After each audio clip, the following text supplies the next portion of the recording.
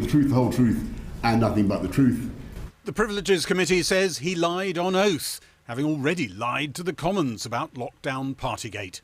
There are 104 references to misleading in the report, and the committee says Boris Johnson did it deliberately. There was no party. All guidance was followed and the rules were followed. That is what I have been repeatedly assured. The Tory-dominated committee says his claims to the Commons that COVID rules weren't broken with Downing Street parties and that he'd received repeated assurances about that were lies. The committee ruled that Boris Johnson lied knowingly to the House of Commons on at least 8 occasions. He then lied in his actual evidence to the Privileges Committee. They calculate on 6 areas of evidence. He compounded his sins in another contempt to the committee when he breached confidence, went public with a confidential draft. And they feel he was complicit in a campaign of abuse and attempted intimidation of committee members. The committee said if he hadn't resigned, they would have slapped a 90-day suspension on him. They also said he should not be given the ex-MP's parliamentary access pass. Is this the end, Mr Johnson? The only sighting of Boris Johnson today, but his office released a written statement with a barrage of invective aimed at the committee that had judged him. They were talking out the back of their necks. It was, he said, the final knife thrust in a protracted political assassination. I find this spiteful, I find this vindictive and massively overreaching. I don't think any reasonable member of the public can read that and say that this is fair and just. Thank you all, thank you. In some Tory associations, support for Boris Johnson remains strong, and some say they'll put pressure on their Tory MPs to vote against the Privileges Committee report on Monday.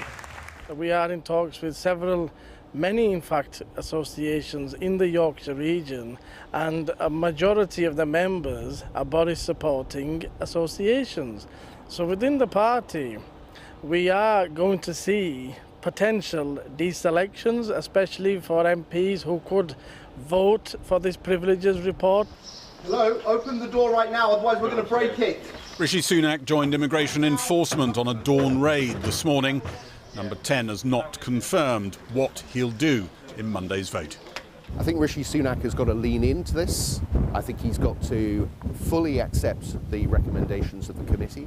I think it's very important that he walks through the lobbies in support of the committee on Monday. He's got to make it very clear that there is no question of Boris Johnson standing as a Conservative candidate under his leadership. I wouldn't block him because that will lead to, I think, very dangerous consequences for the party. It could actually be a bloodbath. They could actually split the party, and no one wants to see that, or certainly we don't want to see that.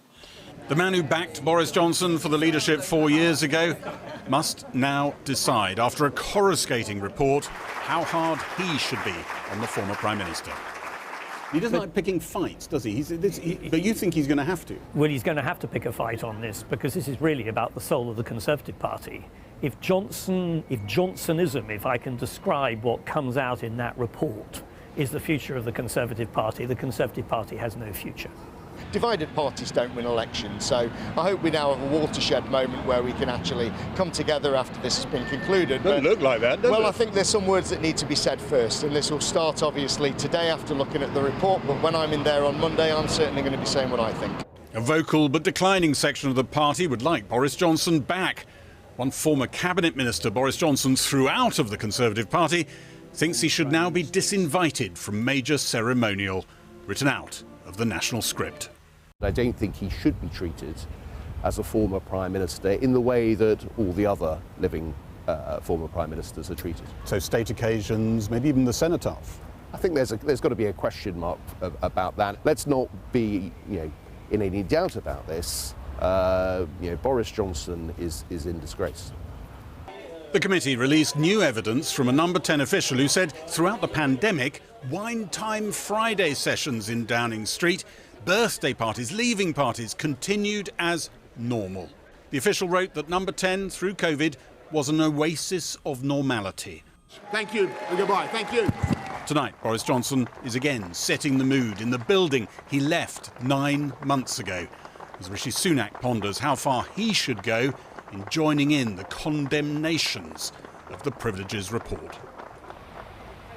Well, earlier I spoke to the former Conservative Cabinet Minister Jacob Rees-Mogg, who was knighted in Boris Johnson's resignation honours list. I began by asking him whether he felt the former Prime Minister had been completely demolished by his own colleagues. Well, I think there's a real problem with the committee because Harriet Harman ought never to have chaired it.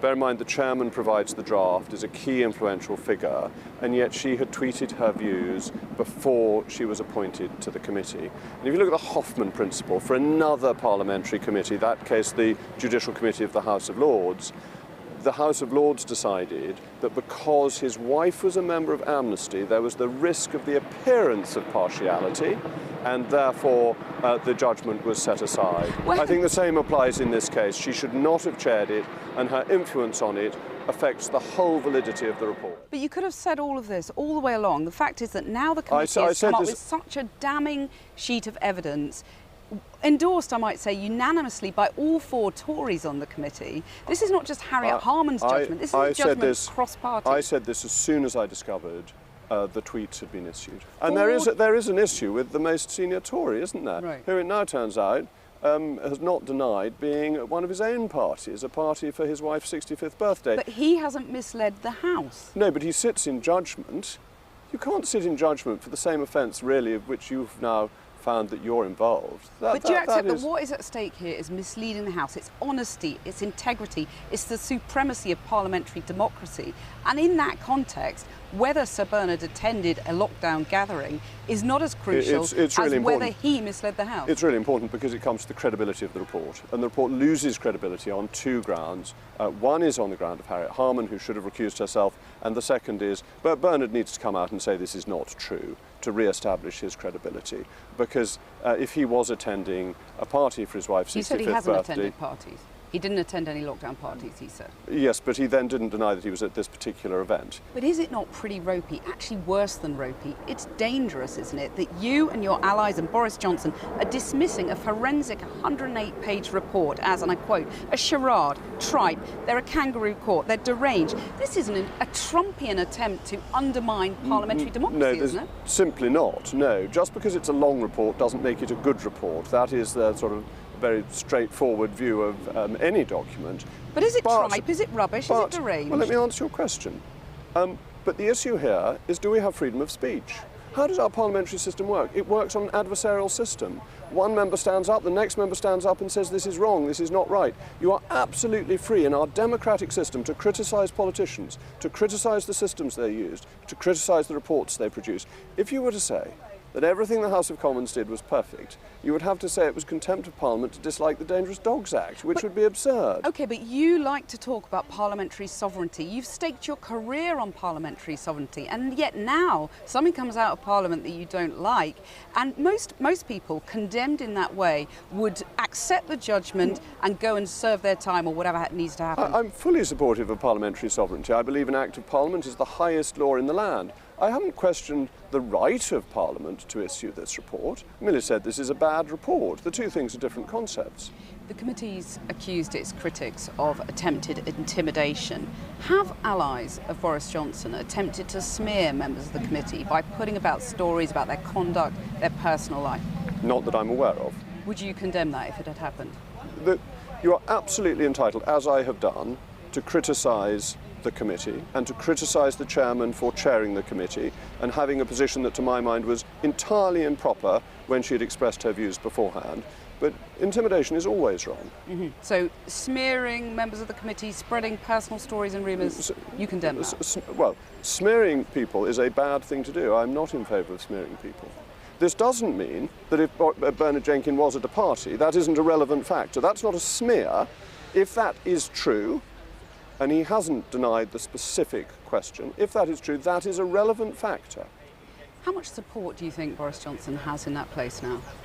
Well, I think in the country at large, he maintains considerable support. He is still, why are we talking about this? Because he is still the biggest political figure in our country. In the House of Commons, his support within the Conservative Party is less than it was, but he never had more than about half the support of the Parliamentary Conservative Party, even when he won the leadership back in 2019. Do you think he's finished politically? Oh no, I think oddly this has helped him. They've gone too far. They have found against him on some things that are completely unreasonable. That the stuff about when he walked to the flat, he must have known. Unless you're in somebody's mind, you can't say what people must have known. This is pure speculation. 90 days is a vindictive level of penalty, even though he's left, so it becomes irrelevant. But they've over-egged their particular pudding and made themselves look vindictive, and actually therefore help Boris Johnson. It's reinvigorated his supporters. And if he does make a comeback, would it be at the helm of the Conservative Party or a new party that he might set up? Well, he wouldn't have my support if he set up a new party. I'm a die-hard Tory, come what may. He? I hope so. I'm pretty sure he is. So I think he'll come back within the Conservative Party. Nadine Dorries, your colleague, also an ally of Boris Johnson, says that Conservative MPs who vote for that report are fundamentally not Conservative and they're risking deselection. Do you agree with her? That is not how I would phrase myself. Do you regret that she phrased herself in that way? I wouldn't dream of telling Nadine how to phrase herself, but I would not ever say anything about how people vote in the House of Commons. Nadine Dorries has also said in the last few days that her peerage was removed by, and I quote, 2 privileged posh boys who went to Winchester and Oxford. Do you think you got a knighthood because you're a privileged posh boy who went to Eton and Oxford? No, I don't. I don't think my education had anything to do with it. But you have to recognise that political honours are part of a patronage system. They are part of the system that oils our political mechanism. And you understood that and she didn't? No, she understood that and she deserved her peerage, which Boris Johnson tried to give her. Do you think twice about accepting a knighthood from someone who has been so fundamentally dismantled by this report? Well, the report hadn't come out, so I hadn't seen this. Oh, you could always hand it back.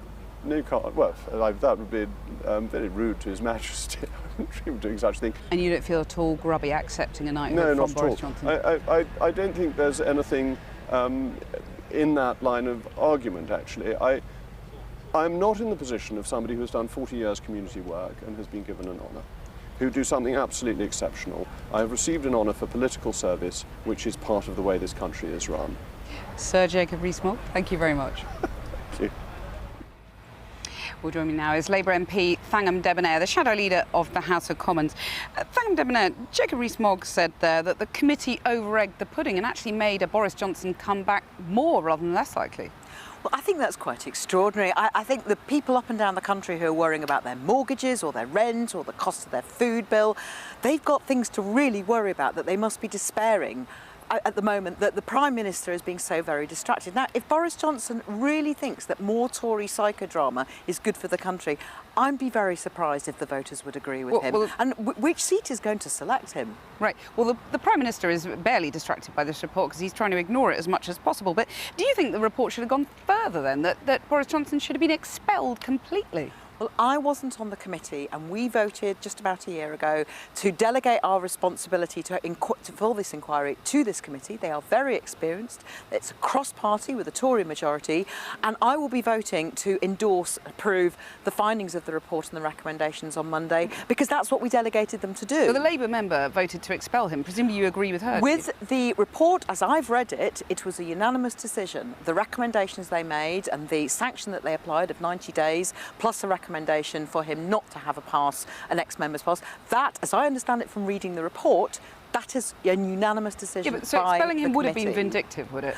Expelling him isn't what's in the report. The report says very, very clearly 90 days plus removal of his former MP's pass. Was Harriet Harman's tweet last April suggesting that Boris Johnson had misled Parliament? That was unfortunate at best, prejudicial at worst, wasn't it?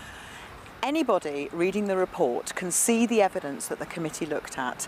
They can see it in detail, they can see how well the committee assessed it, and if they disagree with it, they are free to come to Parliament on Monday and vote against the report. But I urge every member to read the report carefully. As it happens, this committee voted unanimously. The chair does not have a vote unless there is a tie, which was not the case. Would you rather she hadn't tweeted that? Would it have made, it would have made her white and white? I actually think it would have been quite difficult to find any MP on any side who hadn't at some point criticised Boris Johnson. Harriet Harman is an experienced lawyer. She is the mother of the House. She's been the chair of the Joint Committee on Human Rights. It doesn't make her Mother Teresa, she was unanimously voted by the House of Commons to chair this committee. Boris Johnson didn't vote against her. Nobody voted against her being the chair. OK, Bernard Jenkins attended a lockdown gathering, reportedly. We don't Is know that a problem? Well, the event took place. He doesn't describe it as a party. There's a bit of a quibble about that. It's unfortunate as well, isn't it? I think we have to judge the committee's report on how well they assess the evidence, and that's what I'm trying to do. If there's a separate question, that will take place with a separate process. At the moment, I think the most we need to do is in relation to Boris Johnson, is to read the report carefully, assess how the committee has come to their conclusion. We can all look at the evidence. That's the most important thing we can do in relation to this case. Of course, it suits you to carry on talking about all of this because you're finding Rishi Sunak a much tougher nut to crack than Boris Johnson was. So you want him back in the headlines, don't you? Rishi Sunak is so weak that he couldn't stand up to Boris Johnson and do something about the honours list that has so debased the honours system. On Friday, Rishi Sunak could have said, hang on a minute, the privileges report isn't out yet. And he could have said, we'll wait at least until after the report. And instead, he just waved it through. That's if he's so weak, why are the polls narrowing now then? He is so weak that he can't stand up to Boris Johnson. I think it's polls come and go. We will be fighting until the very end for every single vote. And the general election, as you say, Kathy, is the one that matters. Sangham Debonair, thanks very much.